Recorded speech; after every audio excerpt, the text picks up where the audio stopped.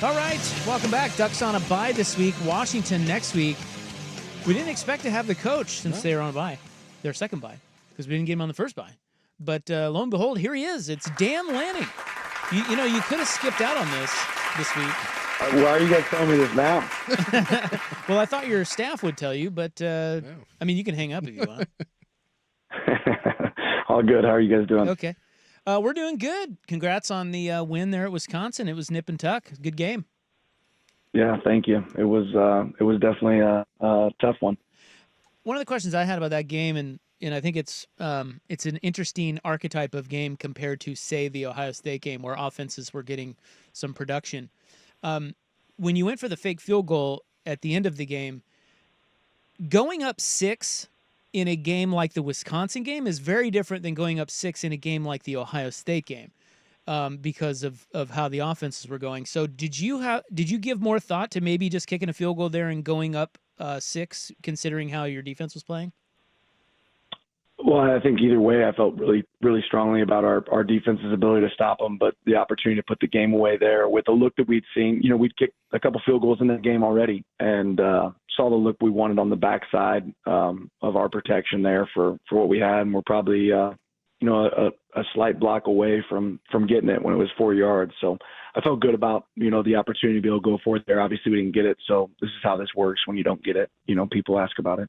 Well, you've been pretty aggressive in these situations, and I think more coaches have gotten into this with the idea of, it used to be old convention, like when I played, was the idea of you always took points and relied on your defense, but you see more and more coaches just, hey, we have a chance here to close out a game with 3 yards. Is that something more often than not, just in your mind, you would rather go for that than rely on? It's a checked call. So, I mean, that's the part that people don't realize. Like, if they lined up in a certain front, we kick the field goal. Mm-hmm. So you feel like you're getting the fake ran if it gives you the look you want. And again, we're a block short just because we blocked the guy the wrong direction on that play. Otherwise, we're probably getting the first down. So if they gave us a look that didn't fit the fake, then the kick's kick. So I think you do catch yourself in moments where you try to build more calls like that, where it has answers either way. So we very easily could have kicked the kick if they lined up in a different front, but they overloaded the front and gave us the look we wanted for the fake.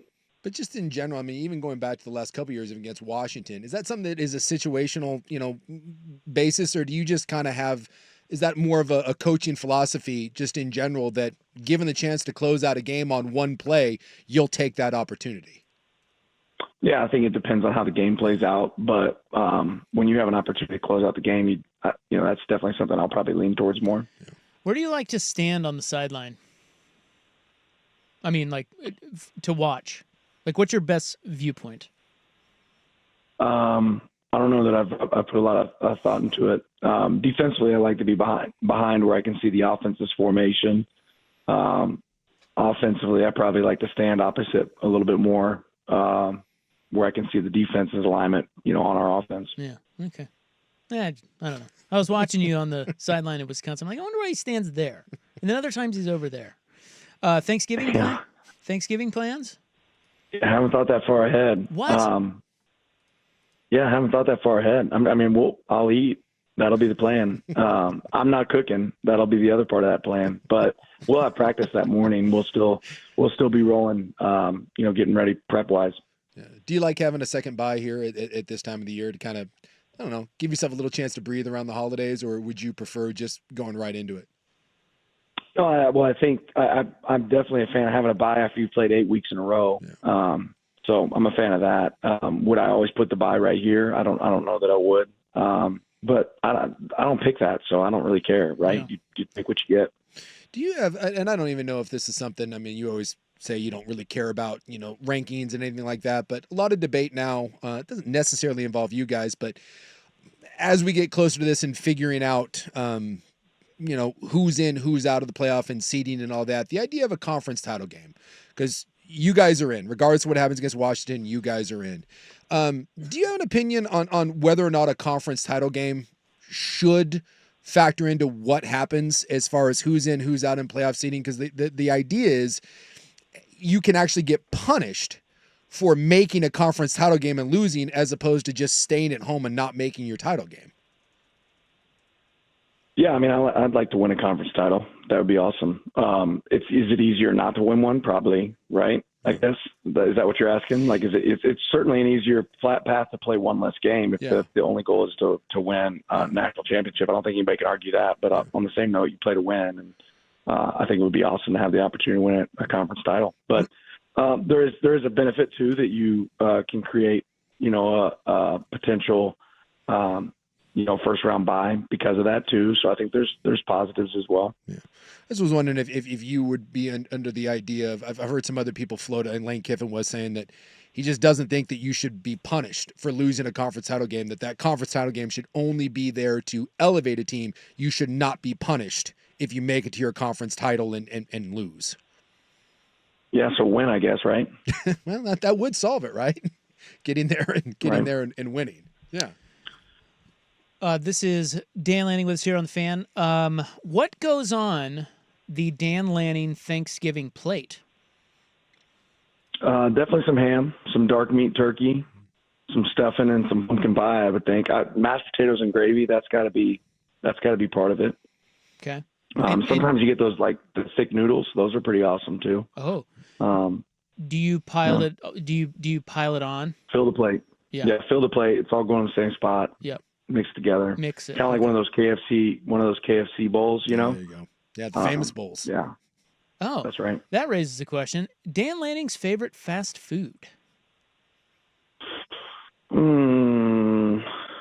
don't know that I have a favorite. Does Chipotle count as fast food? Yeah, that's fast food. I mean, I like Chipotle. I mean, I'm a variety guy. I like it all. I'm not picky.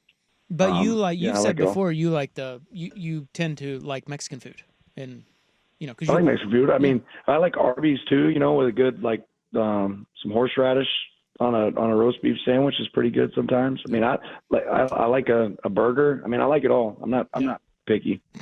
Yeah, the roast beef is good. Like a post workout, you don't really you want to get something and quick that isn't like the worst thing for you.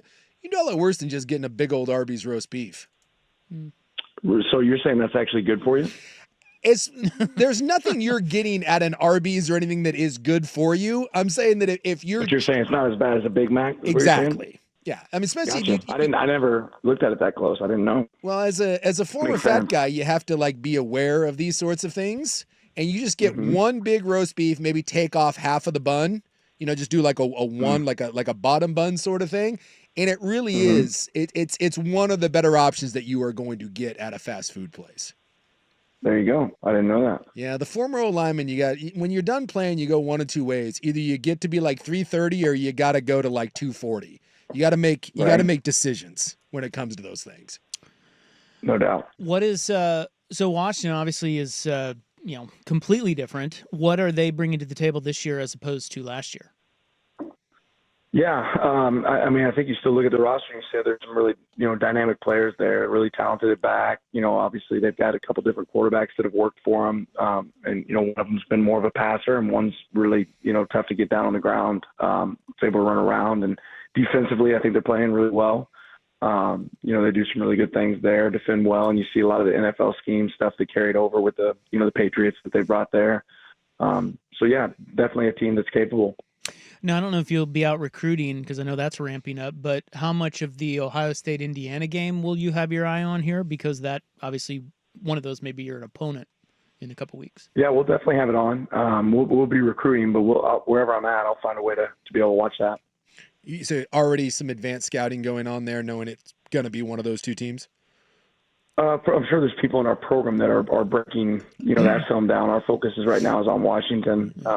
For sure, at least for myself, that's the film I'm watching. But we'll have some people that are getting ahead as far as having film broke down for those teams. When you go back and look at the Wisconsin film, that was the first time anyone's held you guys to under 20 points. I mean, it was maybe 10 less than you've had all year.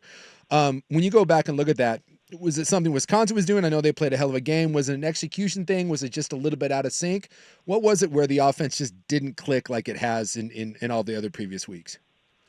Yeah, I think it's probably a combination of all those things. Yeah, I think they played really well and had a good plan, but also I think that we missed some opportunities too, and didn't take advantage of some of the things that we had there in front of us, and then takeaways. I mean, you're in the red zone and the ball gets turned over. That's never a formula for having success. You got to score when you get down the red zone. And then it sounds like, I mean, I know you guys don't talk about injuries, but Tez on his Instagram, if he's back, what does his presence? He seems like one of those gravitational guys that draws defenders to him. What does having him back in the fold, or what will it mean when he's back? Well, he's obviously a great player. He's played really good football here for us at Oregon, and I think he's definitely a hard player in college football to defend. So he adds a lot of elements. You have to be aware where he's at on the field at all times if he's out there. Generally speaking, it sure seems like that you guys have stayed relatively healthy. Is that true? Like in the pantheon of your coaching here, has this been a pretty good year in terms of not too many injuries? I think at this point in the season, everybody's banged up, and we've certainly had some this year. Would I say it's less than a normal year or more than a normal year? No, I think it's about the same. Okay. When you get to this point in the season, I think what's shown up this year for us is our depth as a team. Having quality players that are able to get out there and give great reps when somebody is down. Yeah. What did Thanksgiving look like at the Lanning household growing up? Well, definitely started off with grandma sneaking in some early pumpkin pie before everybody else was up, and then you watch the parade. Mm-hmm. Right. And then it's football, right? It's Cowboys and Lions that day, right? That's you're making sure you're tuning in to watch that. Did you ever do a Turkey Day football game?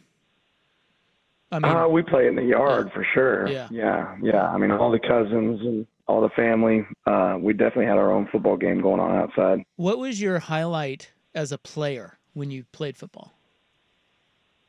Highlight meaning like, favorite biggest game ever? Or biggest moment. Like what comes to mind when the Dan Lanning playing career?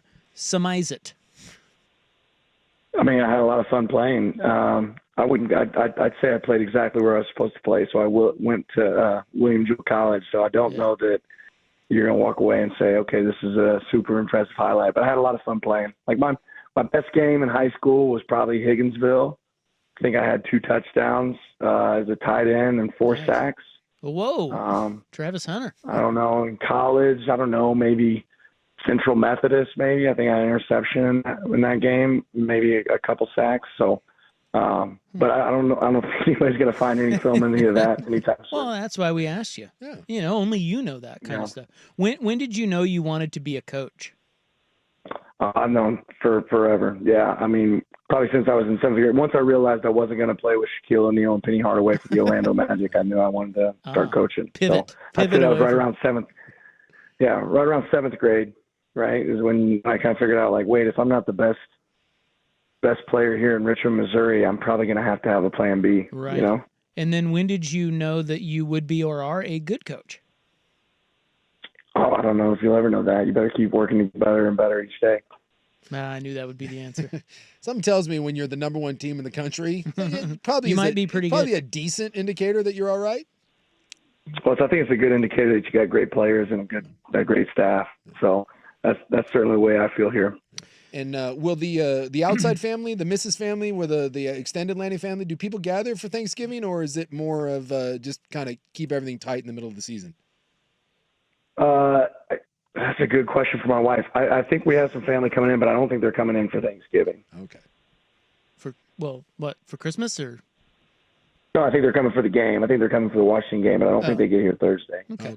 Gotcha. But again, that's a question. She's in charge of the calendar at this point. That's right. That's not my job.